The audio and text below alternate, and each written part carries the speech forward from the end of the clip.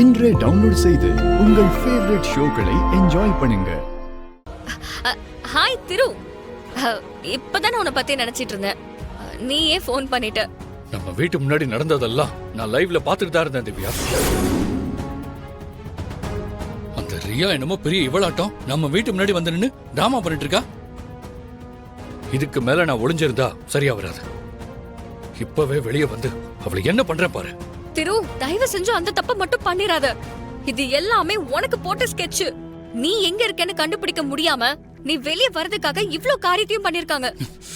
அடுத்தடுத்து பிரச்சனை பண்ணிக்கிட்டே இருப்பா, நான் வேடிக்கை பார்த்துட்டே இருக்கணுமா? திரு ப்ளீஸ், நான் சொல்றத கேளு. அவ பண்றது டிராமான்னு நாங்க எல்லாருமே புரிஞ்சுக்கிட்டோம். நீ பயப்படுற மாதிரி இங்க ஒண்ணுமே நடக்கல. என்ன திவ்யா சொல்ற? அவ பண்ண டிராமா எல்லாம் அம்மாவால எப்படி தாங்கிக்க முடியும்? பாவம் அம்மா ரொம்ப பயந்து போயிருப்பாங்க.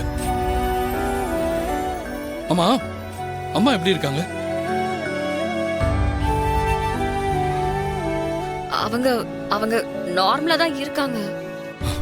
சரி, இப்ப வீடியோ கால்ல வரேன்.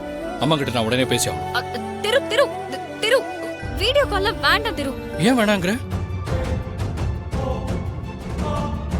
இல்ல, எனக்கு என்னமோ தப்பா படுது. நீ வீடியோ கால்ல வா. திரு, உன்கிட்ட சொன்னா நீ வருத்தப்படுவேன்னு தான் இவ்வளவு நேரமா நான் சொல்லாம இருந்தேன். அம்மா உடம்பு கொஞ்சம் சரியில்லாம இருக்காங்க.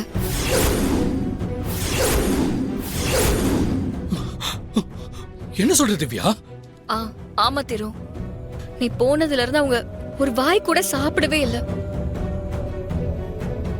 உன் மேல எந்த தப்பும் இல்லைன்னு நிரூபிச்சு நீ வெளியில வர வரைக்கும் ஒரு வாய் கூட சாப்பிட மாட்டேன்னு கோவமா சாமி ரூமுக்குள்ளே இருக்காங்க. காவேரி அக்கா, தாத்தா, பாட்டி எல்லாருமே எவ்வளவோ சொல்லி பாத்துட்டாங்க. ஆனா அவங்க பச்சை தண்ணி கூட சாப்பிடல. எத்தனை தடவை உங்க எல்லார்கிட்டயும் மாறி மாறி கேட்டேன் அம்மா எப்படி இருக்காங்கன்னு. ஏன் நீங்க யாருமே என்கிட்ட சொல்ல?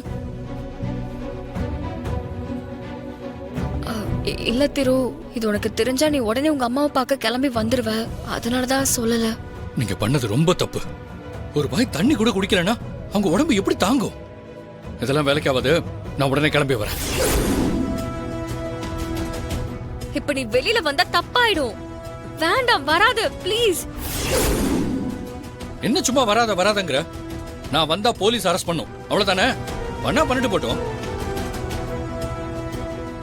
இப்படி கேரவன்ல சுத்திட்டு இருக்கிறது எனக்கு முதல்ல இருந்து பிடிக்கல. நீங்க எல்லாரும் ரொம்ப கம்பல் பண்ணனாலதான் நான் பல்ல கடிச்சிட்டு இருந்தேன். அம்மாவுக்கு இப்படி இருக்கும்போது நான் வந்து பார்க்கலன்னா மனுஷனே கிடையாது. திரு, அவசரப்படாத திரு. இதுக்கு மேல நான் பேச மாட்டேன் திவ்யா. இன்னும் 5 நிமிஷத்துல நான் அங்க இருப்பேன். என்னாச்சுக்கா? இப்பவே கிளம்பி வருவேங்கிறான். எது நடக்கும்னு எதிர்பார்த்தாங்களோ அதையே திரு இப்ப பண்ண போறான். அவன் வீட்டுக்கு வந்தா போலீஸ் கிட்ட கண்டிப்பா நிச்சயமா மாட்டிக்கு தான் போறான். சரி வா போலாம், வா.